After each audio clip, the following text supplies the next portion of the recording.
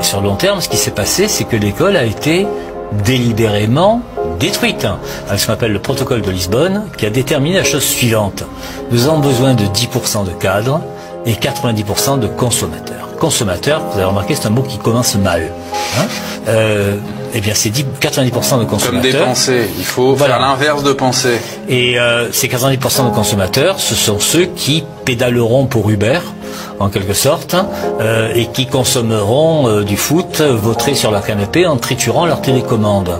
Voilà, ça c'est un objectif national.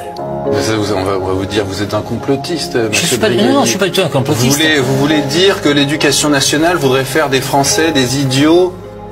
Non, pas l'éducation nationale. L'éducation nationale, c'est un outil.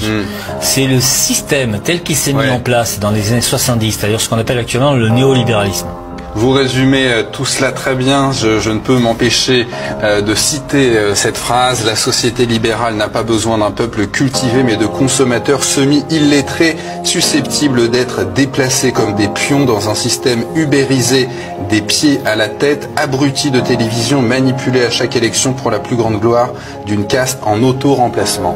Tout y est. Parce que, vous savez, l'école, autrefois, était une école qui n'hésitait pas à pratiquer ce qu'on appelle l'élitisme républicain, c'est-à-dire qu'on poussait chaque élève au plus haut de ses capacités et on gardait les meilleurs.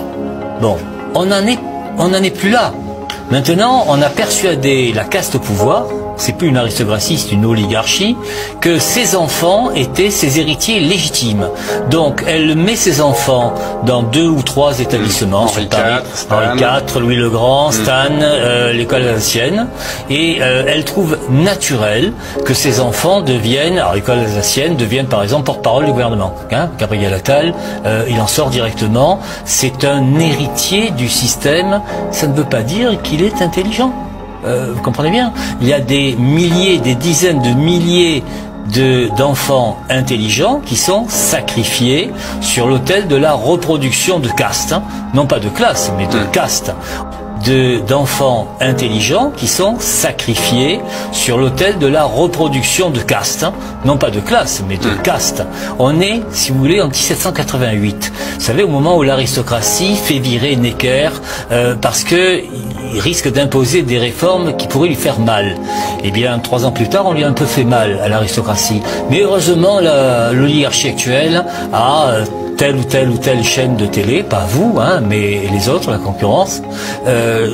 Ça suffit pour le moment, ça suffit pour stabiliser le système et continuer à consommer. Et on leur dit, vous savez quoi, vous allez consommer, mais ça va vous coûter plus cher, il y a une inflation qui arrive. Ah, c'est à cause de Poutine, l'inflation. C'est certainement pas parce que des gens veulent s'en mettre plein les poches. Mais comme ils sont incapables de savoir ce que ça veut dire, 7% d'augmentation, il faut bien comprendre le truc. Nous sommes nuls en maths, par exemple. Mais nuls à un point. Ça, c'est le classement Teams. Bon, on est à des années-lumière, par exemple, de Singapour, de Shanghai, de la Russie, etc. Bon, ça a permis, en quelque sorte, de faire digérer le passage du franc à l'euro. Vous connaissez encore des gens qui calculent que 1 euro, c'est 6 francs 56, c'est-à-dire qu'une baguette vaut actuellement 8 francs. Quand est-ce que vous avez acheté une baguette 8 francs il y a 20 ans de ça?